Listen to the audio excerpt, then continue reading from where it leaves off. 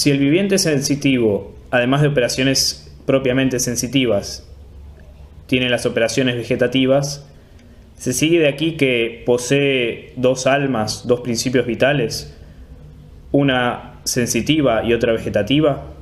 ¿Y cómo se relacionan?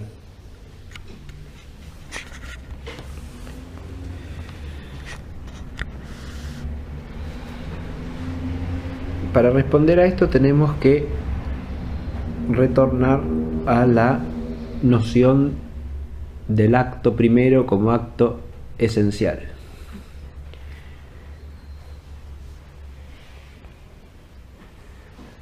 La esencia de todo ente es una. Si no, no sería un ente, sino dos.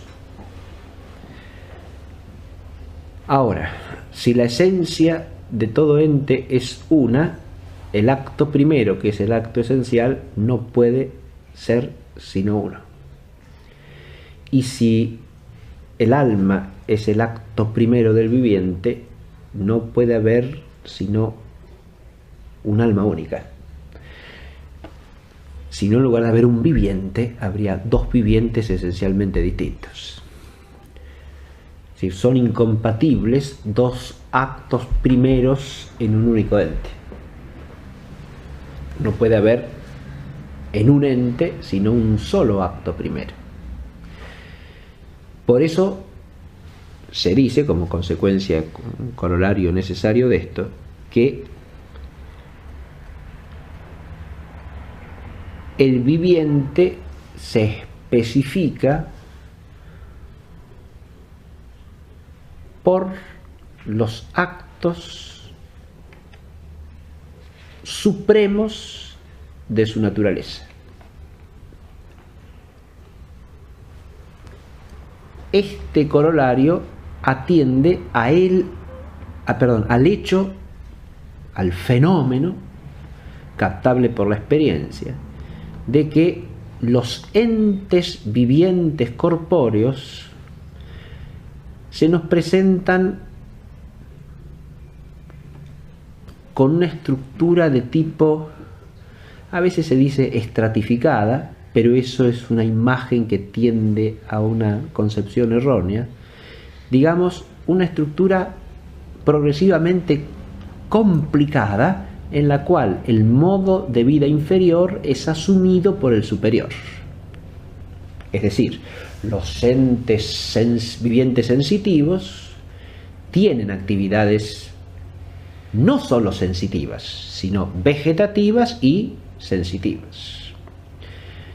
De modo que la actividad vegetativa queda integrada, asumida en la actividad sensitiva.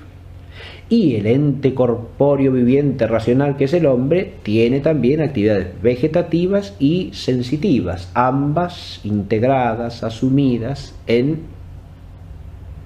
una naturaleza racional.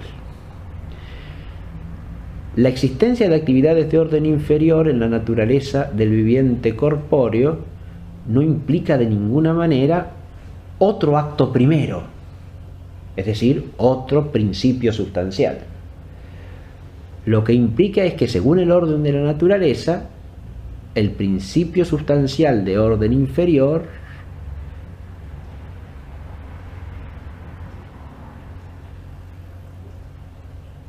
que tiene ciertas operaciones propias,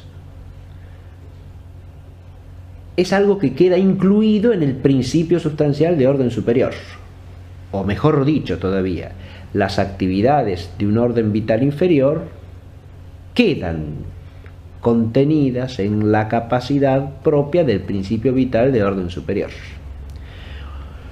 Un acto primero vegetativo no tiene más que, o no implica más que capacidades de actividad vegetativa.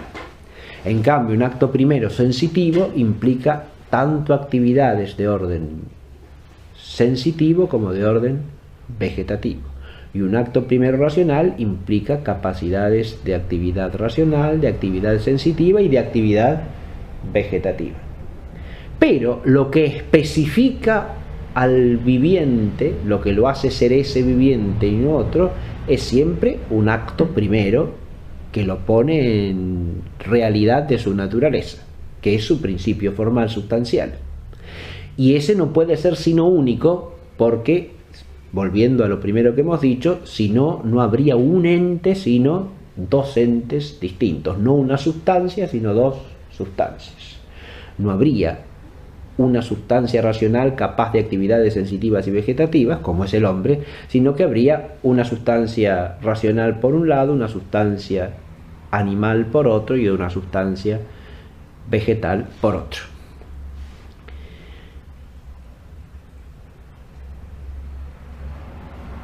En esta cuestión de si hay unidad o pluralidad de almas, ¿no? Unidad o pluralidad de principios sustanciales en el ente viviente, es una cuestión clásicamente desarrollada que se ha discutido largamente en toda la escolástica, ¿no?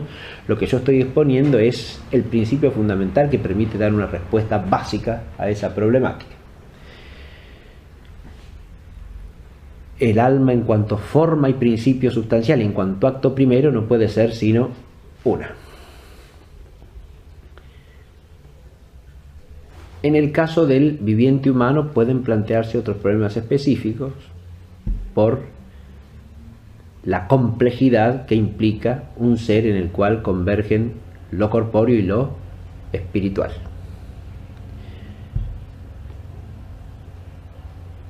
Cuando nosotros hablamos de un ser humano, por ejemplo, en estado vegetativo, ¿no? De ninguna manera cabe pensar que ahí, poniendo varios principios sustanciales, lo que cabría decir es que ahí cesaron de existir los principios sustanciales superiores y queda el inferior. Porque entonces, insisto, eso sería pensar al hombre como una pluralidad de sustancias. Lo que sí podemos advertir allí es que en esa sustancia viviente racional, que es ese hombre, no se manifiestan las actividades distintas a las actividades vegetativas. Eso es lo que cabe decir desde el principio que acabamos de asentar. Lo que percibimos, lo que se da a conocer fenoménicamente, son exclusivamente actividades de orden vegetativo. Esto simplemente se puede atribuir a la problemática que tiene todo ente corpóreo viviente, en el sentido siguiente. Esencialmente, las actividades de orden inferior están asumidas por las de orden superior.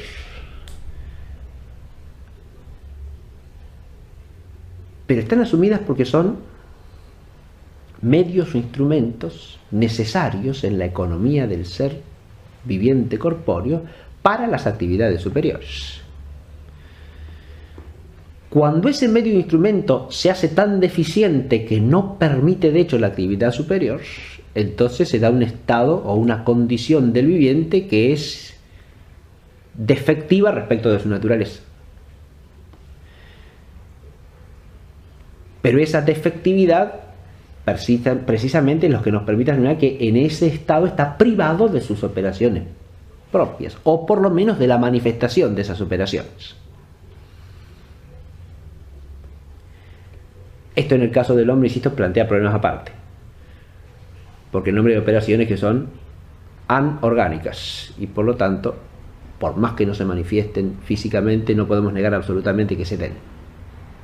Pero, puesto esto a un costado, es claro que esa instrumentalidad necesaria de las operaciones inferiores respecto de las superiores, en el orden de naturaleza, hace que cuando la operación inferior se hace deficiente, pueda impedir o estorbar la actualización de la potencia de orden superior.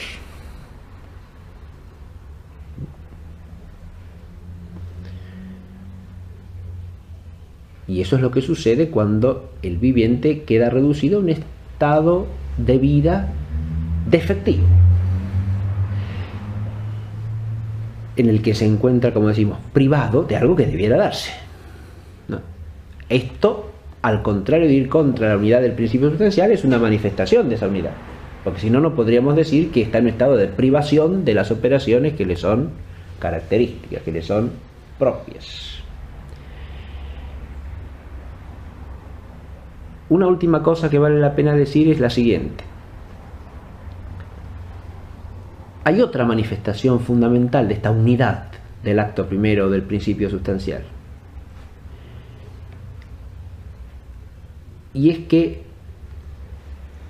las operaciones de orden inferior están en todo ser viviente, donde hay una actividad de orden superior, como en lo sensitivo, en el ser racional que es el hombre, están modalizadas e integradas en las actividades superiores. O sea, en un ser viviente sensitivo hay vida vegetativa, hay actividades vegetativas, pero de ningún modo es un vegetal, porque esas actividades no especifican su ser vital. Son actividades que son medios para la realización de otras que sí son las especificativas y son las que hacen que sea el viviente que es. Y esas actividades inferiores, como son instrumentos naturalmente de las superiores, están de alguna manera subordinadas a ellas y están modalizadas por esa subordinación. No se dan de la misma manera las actividades vegetativas en un animal que en un vegetal. Ni se dan en el ser racional que es el hombre las actividades sensitivas de la misma manera que se dan en un animal. Tanto las actividades vegetativas como las sensitivas en el hombre se dan todas ellas al modo del ser racional que es el hombre, cuando el hombre opera como hombre. No se dan de otra manera, se dan como operaciones vegetativas y sensitivas humanas, no como operaciones vegetativas y sensitivas que no tienen nada que ver con lo humano. Están modalizadas, están todas ellas asumidas y por lo tanto podríamos decir determinadas en su ser más profundo por la racionalidad. El ver en el hombre no es un ver cualquiera, es un ver, una actividad de orden sensitivo, sí, pero una actividad de orden sensitivo que es instrumento de la inteligencia racional y de la voluntad racional también.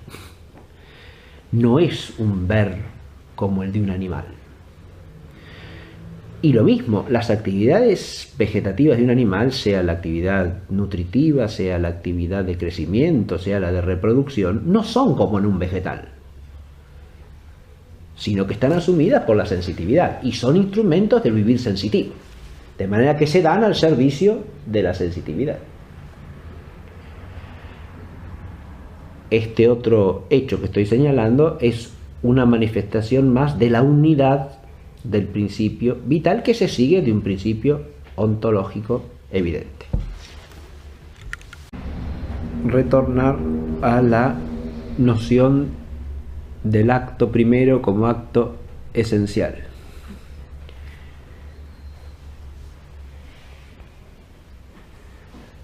La esencia de todo ente es una. Si no, no sería un ente, sino dos. Ahora, si la esencia de todo ente es una, el acto, este corolario atiende al hecho, al fenómeno captable por la experiencia, de que los entes vivientes corpóreos se nos presentan con una estructura de tipo, a veces se dice estratificada, pero eso es una imagen que tiende a un primero, que es el acto esencial, no puede ser sino uno.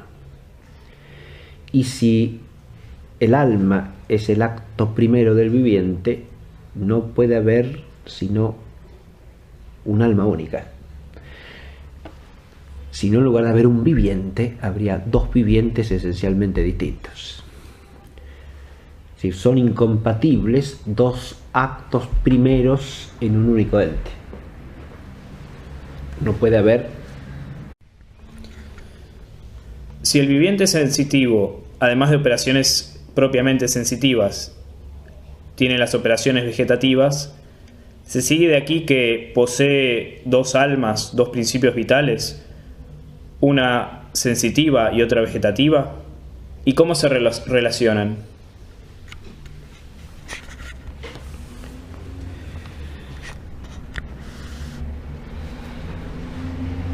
Para responder a esto tenemos que, en un ente, sino un solo acto primero. Por eso se dice, como consecuencia, un corolario necesario de esto, que el viviente se especifica por los actos supremos de su naturaleza.